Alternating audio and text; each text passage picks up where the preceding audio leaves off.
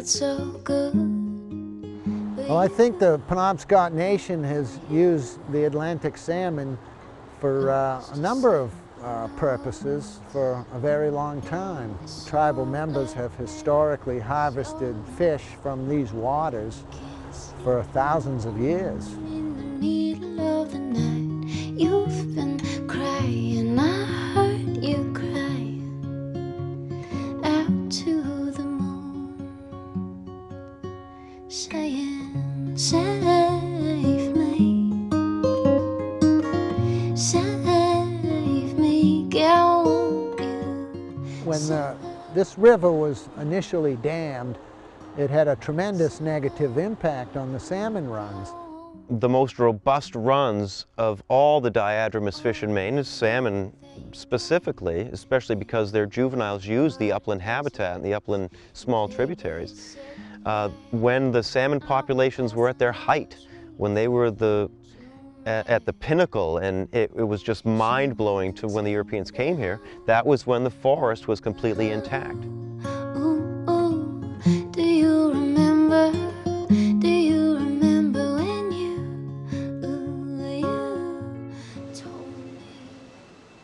You know, the runs had been devastated to the point where man has to step in and offer some assistance.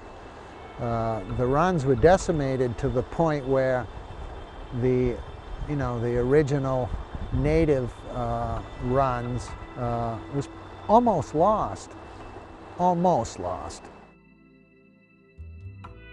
I think part of the problem way back in the 20s and 30s, maybe even the 40s, most efforts tended to focus on one species, whether it was Atlantic salmon or some other species, to the exclusion of the others. But I think right now, the people in charge of the various programs have got it right. We've got to restore all the species for them, any of them, to be healthy. Can we start all over again? Turn our backs to the wind, bow our heads in deference to every single salmon. Can we start all over again? Critters don't act in a vacuum. Everything is interconnected in the natural world.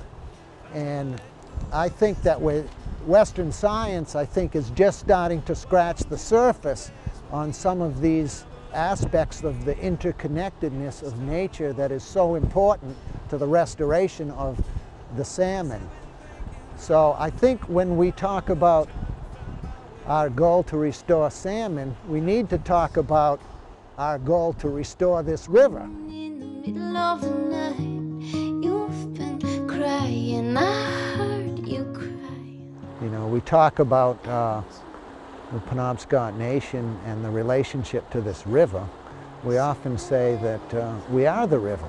It's part of us. You know, it flows in our veins.